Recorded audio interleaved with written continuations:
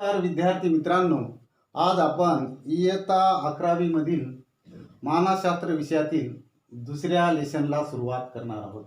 मागील व्हिडिओमध्ये आपण मानसशास्त्राची कथा या प्रकरणामधील पहिल्या भागामध्ये मानसशास्त्राचा थोडक्यात इतिहास पाहिला आहे. त्यामध्ये 1880 पासून ते 2008 पर्यंत कशा प्रकारे मानसशास्त्रामध्ये विकास झालेला आपल्याला दिसून येतो. त्या पुढील भाग आज आपण बघणार आहोत. मानसशास्त्राची कथा भाग 2, मानसशास्त्राचा भारतीय दृष्टिकोन आज जाणून घेणार आहोत.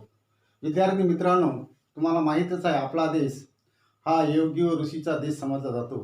त्यामुळे भारतामध्ये योगी आणि ऋषीमुनी यांचं मोठं योगदान आहे. तसंच मानसशास्त्रामध्ये सुद्धा इसवी पूर्व 5व्या शतकापूर्वी पतंजली नावाचा योगी अतिशय प्रसिद्ध योगी होऊन गेला. त्यांनी बोधात्मक विचार मांडलेले आहेत. बोधात्मक विविध पातळीवर त्यांनी अभ्यास केलेला आहे. त्यांनी आध्यात्मिक उन्नतीचे मार्ग सांगितले आणि जगाला प्रकाश दाखवला. असा पतंजली योगी तुम्ही आज बघता.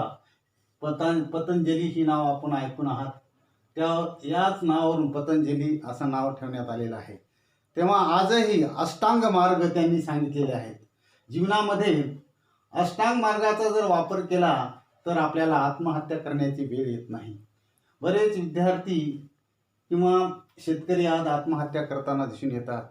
भावनिक आहारी जाऊन भावनेवर नियंत्रण ठेवणे कठीण होते. अशा प्रसंगी त्या व्यक्ती आत्महत्येचा मार्ग निवडतात.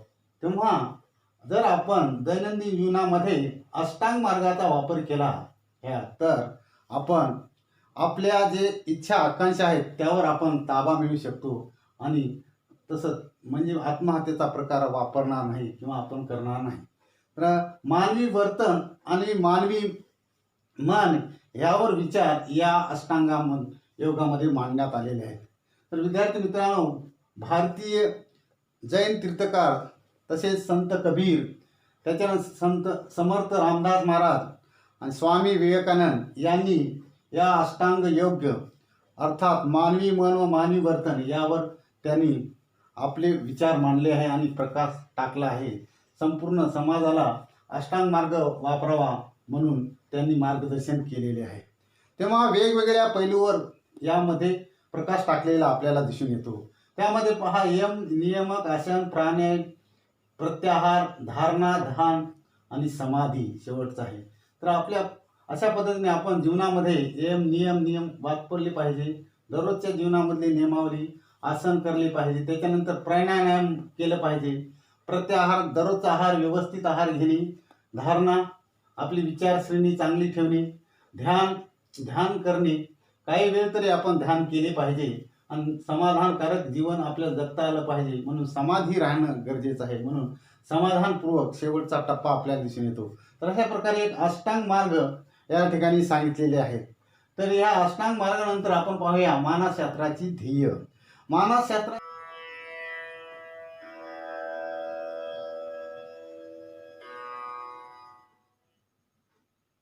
नमस्कार, आज हम बात करेंगे अष्टांग योग की। अष्टांग योग जीवन जीने की एक संपूर्ण पद्धति है। महर्षि योग ऋषि पतंजलि जी ने अष्टांग योग को रचा है। एक बहुत ही सुंदर शास्त्र, योग सूत्र, जिसके अंदर अष्टांग योग का वर्णन मिलता है। महर्षि पतंजलि जी ने योग को 8 अंगों में विभाजित किया है। यम, नियम, आसन, प्राणायाम, प्रत्याहार, धारणा, ध्यान और समाधि। आइए अब इन 8 अंगों को विस्तार से जानते हैं।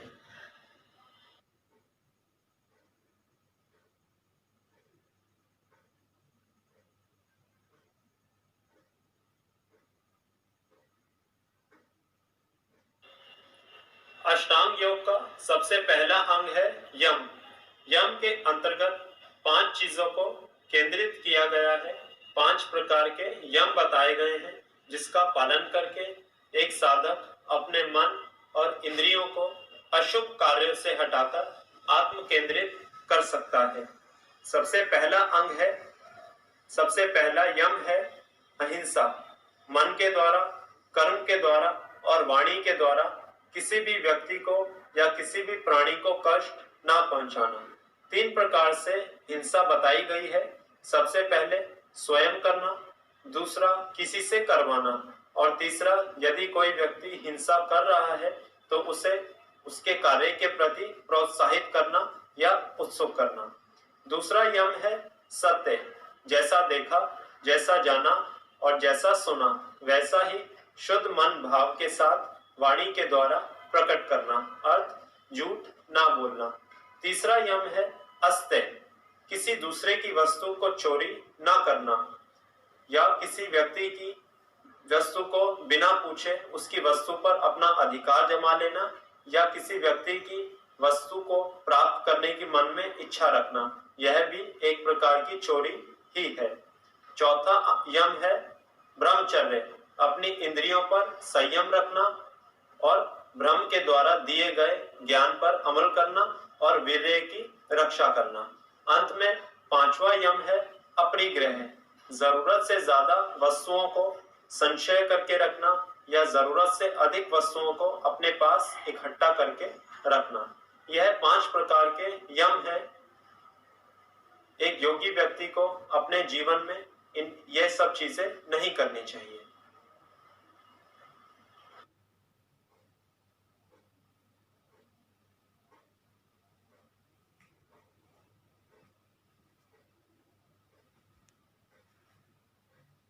अष्टांग योग का दूसरा अंग है नियम। नियम 5 प्रकार के बताए गए हैं। इनका पालन करना अति आवश्यक है। सबसे पहला है शौच। शौच का अर्थ पवित्रता या शुद्धि। 2 प्रकार की शुद्धि बताई गई है। पहली आंतरिक शुद्धि यानी मन और विचारों की शुद्धि, और दूसरी शुद्धि बाहरिक शुद्धि यानी शरीर की शुद्धि। मल मूत्र आदि वेगों का शरीर से समय समय पर विसर्जन करना और स्नान आदि से निर्वित होना, यह 2 प्रकार की शुद्धि है। दूसरा नियम है संतोष। अपने कर्मों के द्वारा या मेहनत के द्वारा जो कुछ भी धन दौलत आदि साधन उपलब्ध हुए हैं उन्हीं पर संतोष करना और जो कुछ प्राप्त ना हो सका उसकी इच्छा ना करना। तीसरा नियम है तप। सर्दी गर्मी, सुख दुख, भूख प्यास, निंदा स्तुति, मान अपमान आदि की चिंता ना करते हुए अपने लक्ष्य की ओर आगे बढ़ना, यह तप है। चौथा नियम है स्वाध्याय। प्रतिदिन प्रणव ओम का जाप करना और मोक्ष की ओर लेकर जाने वाले वेद, उपनिषद, शास्त्र, श्रीमद् भागवत गीता आदि धार्मिक ग्रंथों का अध्ययन करना। और अंत में 5वां नियम है ईश्वर प्रणिधान, अर्थ अपने आप को पूर्ण रूप से ईश्वर परम पिता परमेश्वर के चरणों में समर्पित कर देना और इस बात का हर समय चिंतन करते रहना कि मुझे जो कुछ भी उपलब्ध हुआ है वह सब प्रभु की कृपा से ही उपलब्ध हो पाया है। यह थे 5 प्रकार के नियम और अष्टांग योग का दूसरा अंग।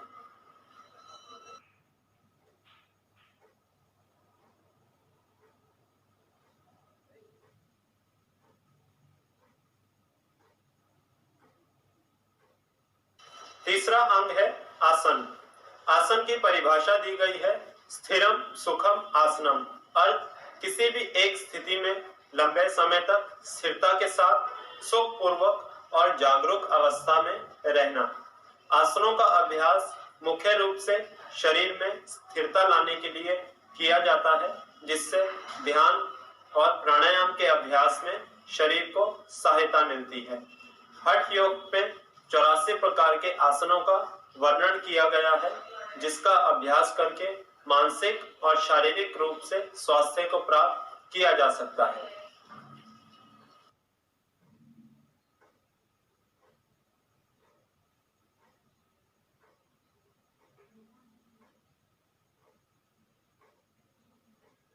चौथा अंग है प्राणायाम। आसन सिद्ध हो जाने के बाद श्वास प्रश्वास की गति को यथासंभव नियंत्रित करने के अभ्यास को नियंत्रित करने की प्रक्रिया को प्राणायाम कहते हैं। प्राणायाम 2 शब्दों से मिलकर बना है, प्राण और आयाम। प्राण वह सूक्ष्म शक्ति जो इस शरीर को चला रही है। प्राणायाम के माध्यम से प्राणों को आयाम दिया जाता है और प्राणों का अनुभव किया जाता है। श्वास प्रश्वास की क्रिया यानी प्राणायाम के अभ्यास से साधक ध्यान की गहराइयों में उतरने का प्रयास करते हैं।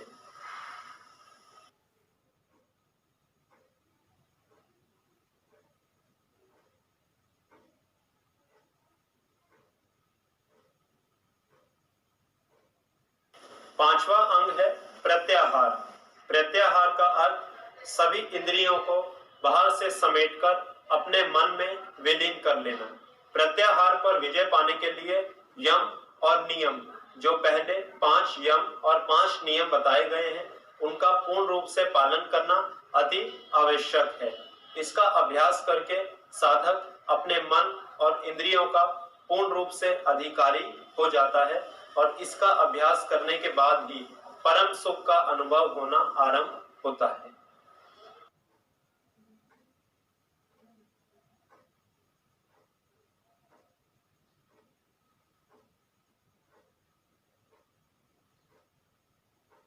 छठा अंग है धारणा। धारणा मन को किसी एक स्थान पर एकाग्र करने के अभ्यास को धारणा कहते हैं। प्रत्याहार के अभ्यास के द्वारा जब इंद्रियां अंतर्मुख होने लगती हैं, उसके बाद मन को नाभि चक्र, नासा अग्र, आज्ञा चक्र या अन्य किसी भी स्थान पर एकाग्र करने की प्रक्रिया की जाती है, उसे ही धारणा कहते हैं।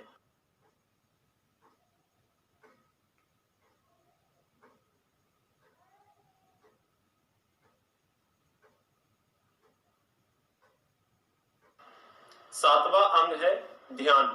जब तक मन को एकाग्र करने की प्रक्रिया चल रही है, जब तक अभ्यास चल रहा है, तब तक तो वह अभ्यास धारणा है। लेकिन जब धारणा स्थिर होने लगे, तब वह धारणा न रहकर ध्यान में तब्दील हो जाती है। जिस प्रकार एक नदी समुद्र में प्रवेश करने के बाद नदी न रहकर समुद्र का ही रूप ले लेती है या समुद्र ही बन जाती है, उसी प्रकार जहां पर धारणा का अंतिम छोर खत्म होता है, वहीं से ध्यान प्रारंभ होता है। विष्णु पुराण के अनुसार यम, नियम, आसन, प्राणायाम, प्रत्याहार और धारणा, इन 6 योग अंगों की सिद्धि हो जाने के बाद ही ध्यान की सिद्धि प्राप्त होती है। ध्यान का साधारण शब्दों में अर्थ है अपने प्रति और अपने आसपास में होने वाले हर घटना के प्रति जागरूक रहना या सतर्क रहना।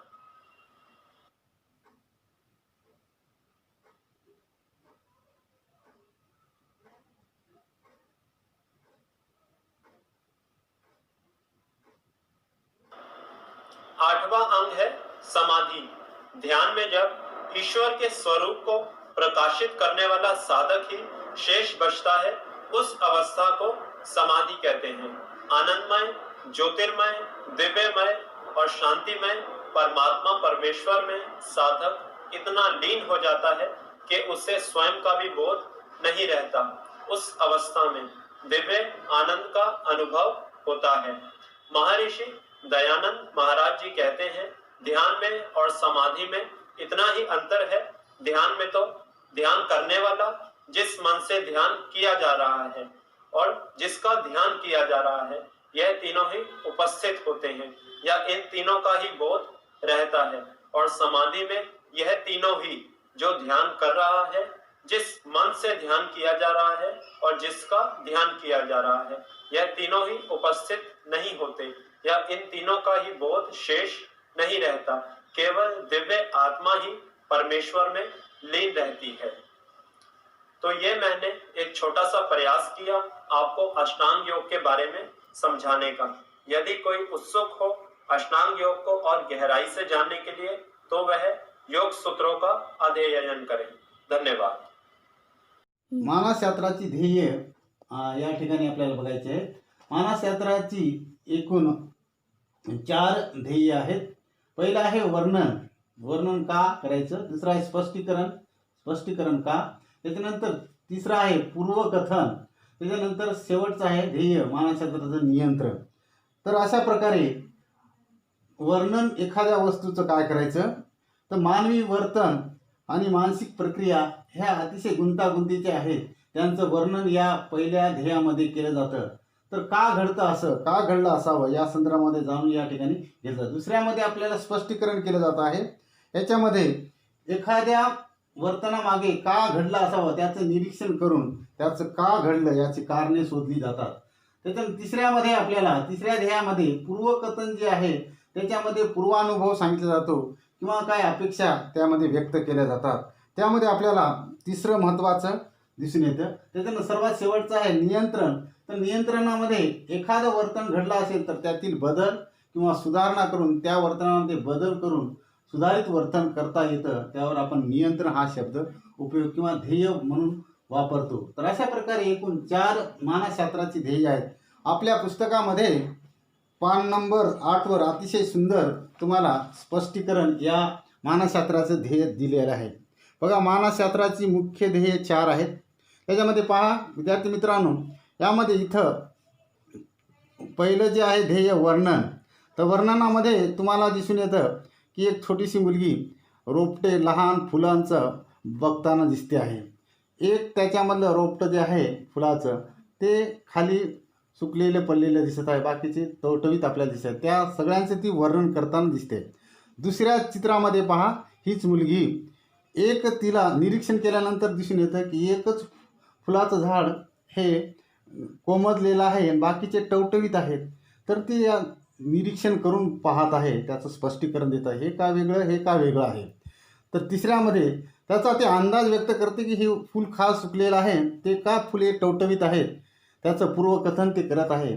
ते अंदाज बांधते आहे की या फुलाला पाणी मिळालं नसेल तर पाऊस पडलेला नाही किंवा इथं सूर्यप्रकाश पडलेला आहे जास्तीचा आणि हे मात्र सुकलेलं आहे आणि बाकीचे टवटवीत आहे असं तिला दिसून येतं. या चित्रामध्ये दाखवण्यात आलेलं आहे. शेवटच्या चित्रात पहा नियंत्रण. आता तिनं पूर्वानुभव काढला की एकतर ऊन असावं आणि ऊन जास्त या रोपटावर पडल्यामुळे ते सुकलेलं आहे आणि याला पाणी मिळालेलं नाही. सर्वात शेवटच्या चित्रात तुम्हाला स्पष्टीकरण दिलेलं आहे. मग ती या झाडात बदल करू इच्छिते. तिनं मग बदल केलेला आहे. ती या सुकलेल्या झाडाला पाणी टाकत आहे आणि ते रोपटं पुन्हा ताजेतवाने होताना दिसून येत आहे. म्हणजे नियंत्रण आहे, ती या ठिकाणी वर्तनात बदल करत आहे. तर अशा प्रकारे या 4 ध्येयाचं या ठिकाणी आपल्या पुस्तकामध्ये अतिशय सुंदर पद्धतीनं वर्णन केलेलं आहे. वर्तनात बदल करणे फार अपेक्षित आहे. तर शेवटचं जे आहे नियंत्रणामध्ये आपण आपल्या जीवनामध्ये वर्तनात बदल केल्यानंतर काय घटना घडते ते याच्यात दाखवण्यात आलेलं आहे. तर पहा विद्यार्थी मित्रांनो, चित्र समजावून घ्या. वर्णन 1, दुसरा नंबर आहे स्पष्टीकरण, तिसरा आहे पूर्वकथन आणि सर्वात शेवटचं आहे नियंत्रण. अशा प्रकारे 4 मानसशास्त्राची ध्येय या ठिकाणी दाखवण्यात आलेली आहे. तरी शेवटी एकदा विद्यार्थी मित्रांनो तुम्हाला सांगू इच्छितो की मानसशास्त्रामध्ये कृतीला फार महत्त्व आहे. तुमच्या पहिल्या प्रकरणामध्ये एकूण 12 कृती दिलेल्या आहेत. त्यापैकी किमान 3-4 तरी कृती कराव्यात, कारण मानसशास्त्र कृतीयुक्त मानसशास्त्र आहे. आपण एखादी व्याख्या पाठ करतो आणि ते जशा तशी परीक्षेमध्ये लिखाण करतो, परंतु आपल्या जीवनामध्ये खरं मानसशास्त्र वापरायचं असेल तर कृतीला प्राधान्य द्या. म्हणून आपल्या प्रत्येक प्रकरणावर अनेक कृत्या दिलेल्या आहेत. तर या पहिल्या प्रकरणामध्ये एकूण 12 आहेत. तर अशा प्रकारे प्रत्येक प्रकरणामध्ये 5-6, काही प्रकरणामध्ये 10. तर त्या कृतीचा वापर आपण दैनंदिन जीवनामध्ये नक्की करावा. तर इथे तुम्हाला कृती क्रमांक 11 दिलेले आहे. तुम्ही आतापर्यंत पाहिलेल्या मानसशास्त्री ध्येयाची आणखी काही उदाहरणे शोधा. ही ध्येय तुमच्या खऱ्या आयुष्यात असली पाहिजे याचा वारंवार आपल्याला विचार करायचा आहे. तर अशा प्रकारची कृती तुम्हाला करावयाची आहे.